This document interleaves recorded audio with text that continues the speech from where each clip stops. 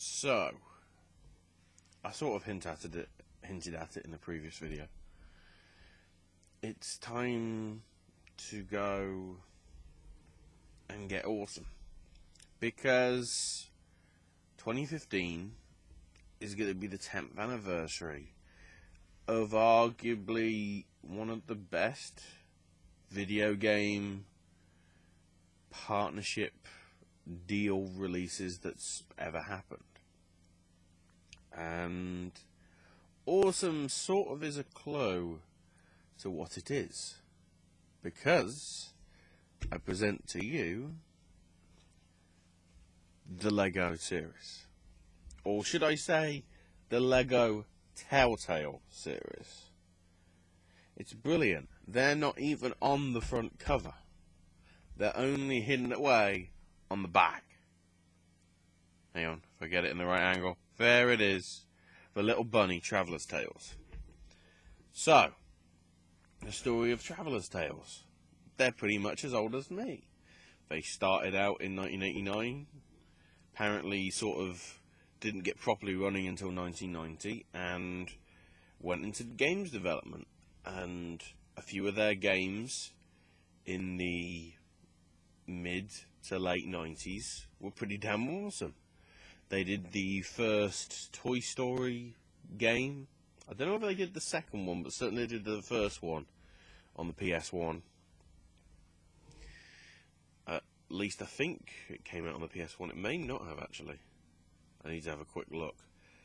They did Bugs Life. They did do Toy Story 2. That's why that game was so good. Obviously they did a lot of Disney stuff. Mickey Mania, I'm seeing. Muppet Race Mania. Okay, that isn't really Disney. Buzz Lightyear, Star Command, Toy Story Racer. Quite a few things like that. But there is two things that we do have to sort of bring up regarding Traveller's Tales in those early days. And that is two places that I don't think, to be honest, anybody wants to go. And that's Sonic 3D and Sonic R. Ugh, can't say that. Ugh. Ugh. It was the shudders. Shudder galore.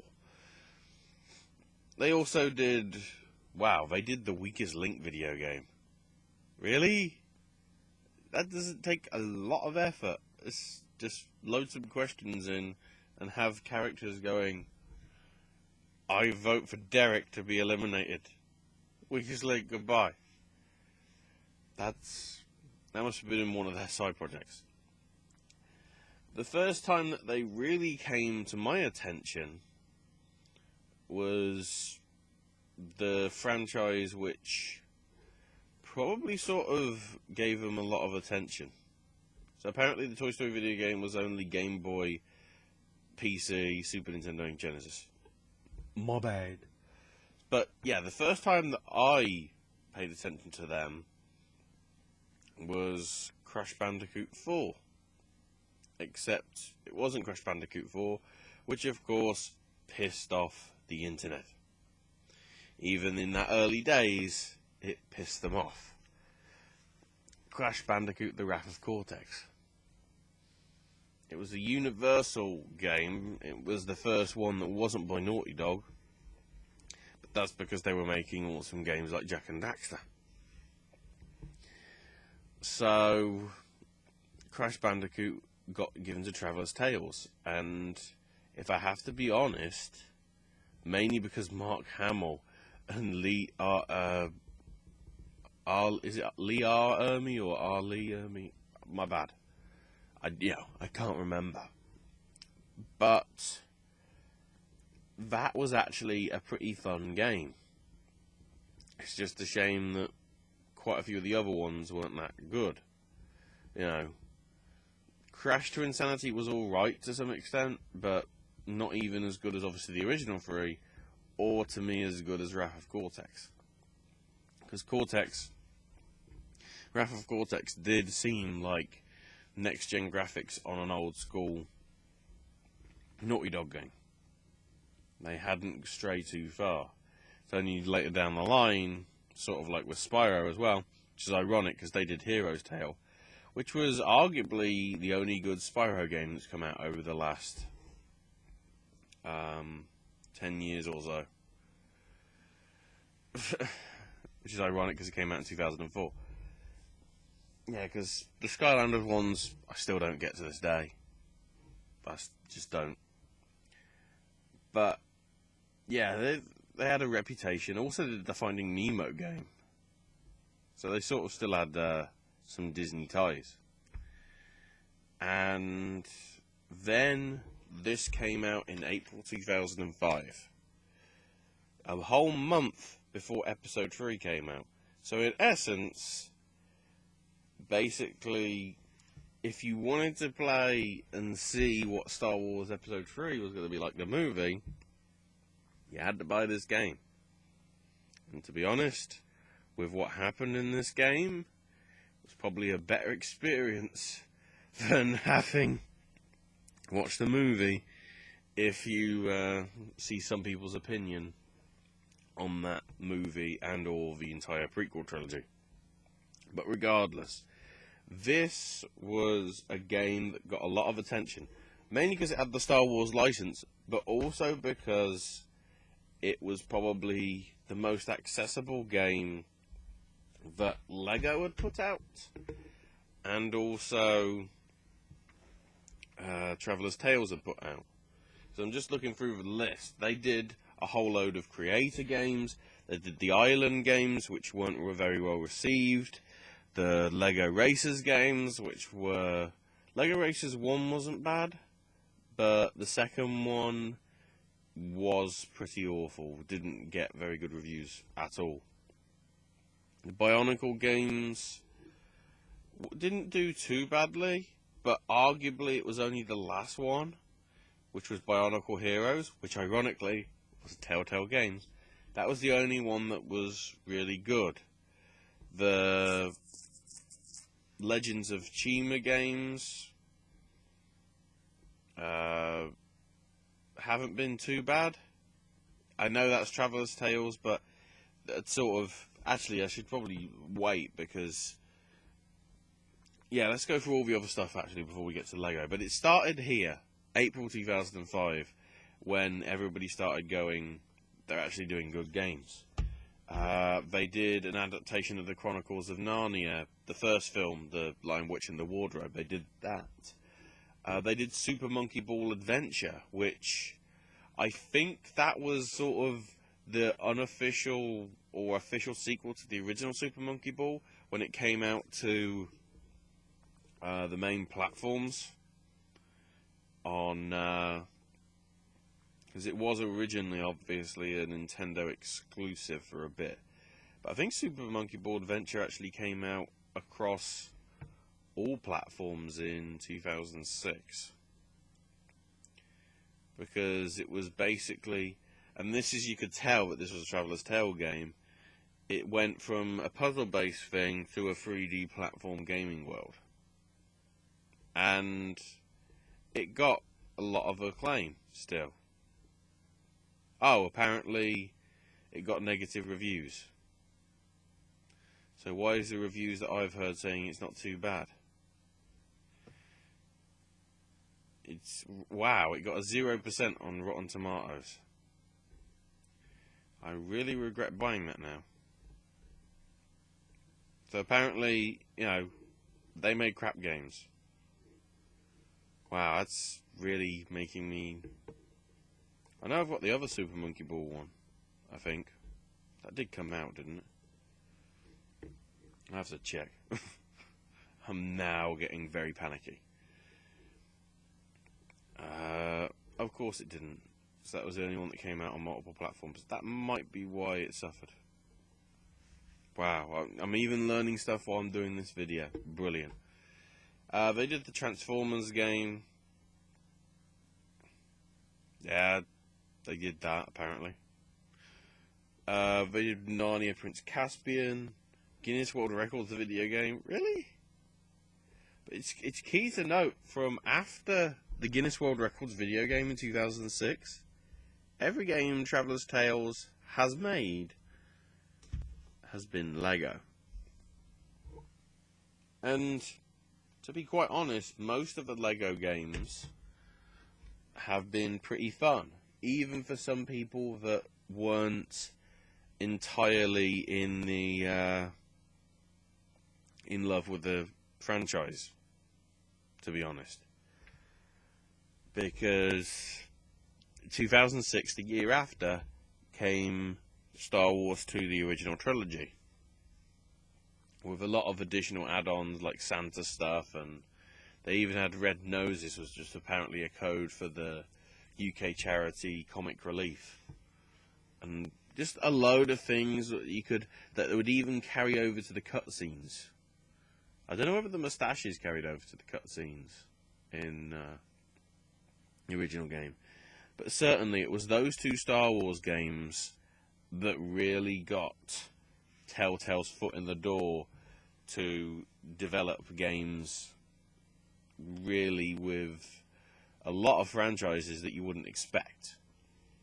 So they released the complete saga, which was mainly for 360 and the PS3, so it was combining the original game and then the original trilogy sequel game together with some new levels and like that, to basically create the ultimate sort of 2-in-1 bundle for people that hadn't picked up on the series.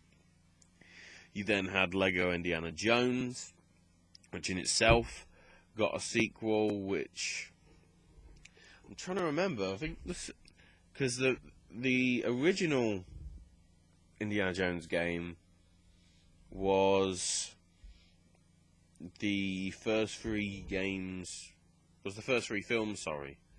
in the trilogy. But then, sort of a confusing thing with the second one, The Adventure Continues,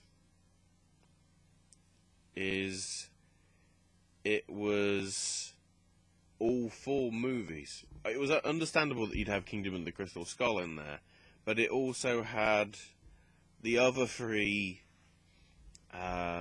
films in as well, even though they've been covered.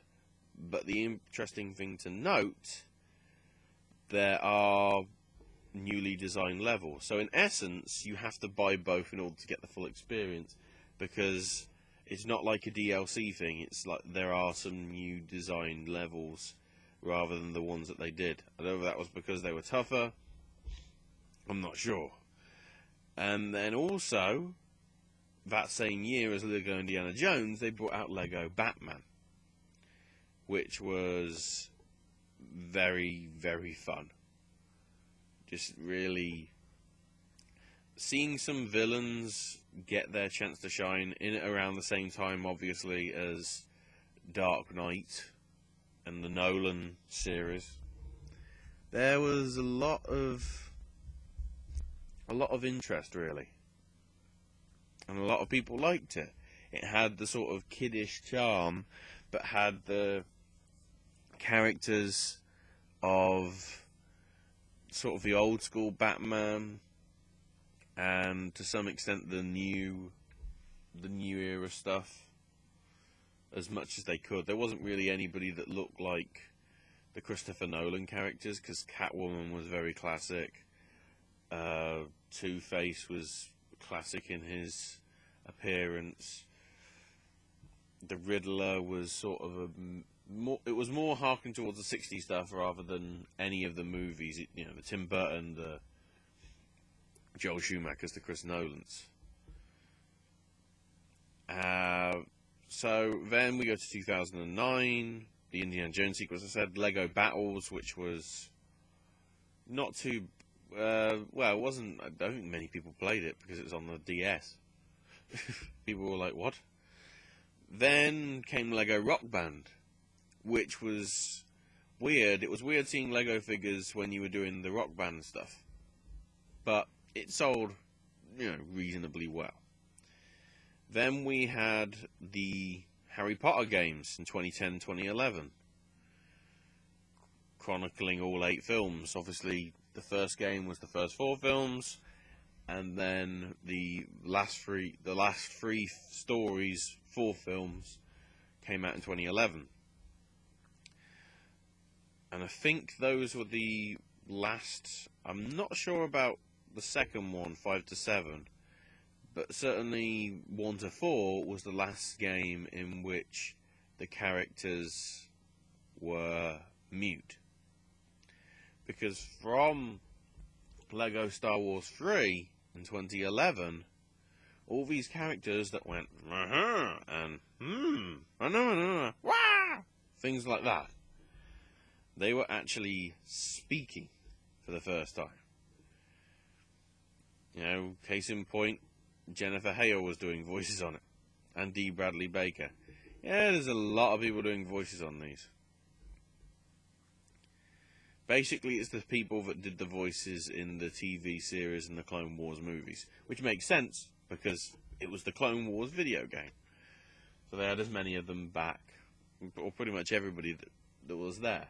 Then you add Lego Pirates of the Caribbean, and this is when we started bringing in the idea of taking the soundtrack from the movies and putting it into the game, which certainly got used for that. It got used for Lord of the Rings, and also most recently for the Hobbit game, which came out this year. Whether it all happened for... I guess there's going to have to be now another Hobbit game for the next film. Probably. Or they'll just add some stuff on. We'll have to see. You had a Batman sequel as well, which then started the approach that they were clearly taking at Traveller's Tale, in having voice characters and an actual sort of original story rather than chronicling. I mean, okay, there was original story in Batman 1, but all the rest of it was sort of inspired by everything that was happening in terms of the game. Everything that's happening in terms of what's been portrayed on the movie screen with all those previously. It's only from, to some extent, Batman 2 that they started now going into their own original stories. Case in point, the Nintendo exclusive Lego City Undercover and Lego City Undercover The Chase Begins for the Wii U and the 3DS respectively, which actually got pretty well received. The only problem is, at that point, nobody played them because nobody wanted Nintendo at that time, because it wasn't fashionable. It's a shame, because from what I've heard, it's a really good game, and it will never see the light of day on other consoles, probably. Which now makes me want to buy a Wii U, because it just seems fun to be sort of in a living, thriving city that you can explore and do stuff in. So much so that they actually took that and brought it into Lego Marvel superheroes. This is a thing as well. Within the space of a year and a half, let's say, you had a Lego Batman game and then a Lego Marvel game. Traveller's Tale was working with both publishers. The Marvel game was sort of a mix of like the Avengers stuff and everything that you've seen, as well as an original story, which is a nice little touch. And again, your characters had voices. And then it comes to 2014, and the first time that Lego has 3 major games coming out in the space of 1 year. And it started off with everything being awesome. There was your hint last week. Yeah, the Lego movie. So yeah, it's sort of getting meta. So we're getting a movie about Lego being interpreted in Lego in a video game. So clearly Traveller's Tale had made it by the fact that Lego had become, arguably, Lego's always had a worldwide appeal regardless about whether it's been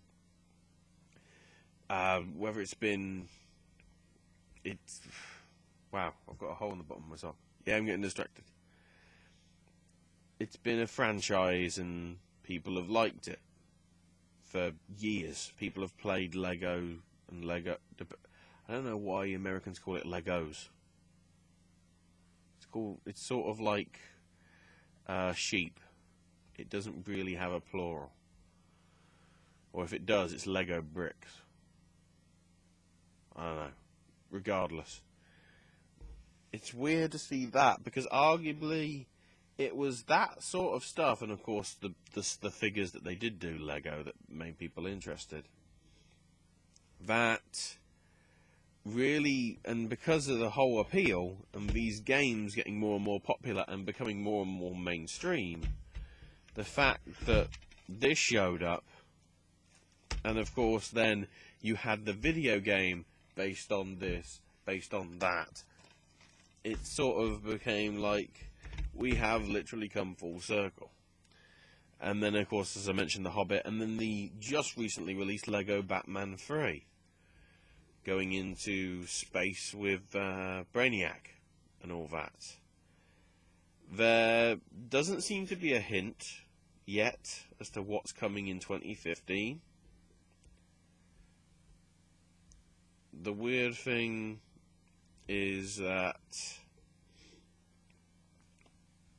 it sort of is a case of, do we care? Because more than likely the game that's going to come out is going to be pretty damn awesome.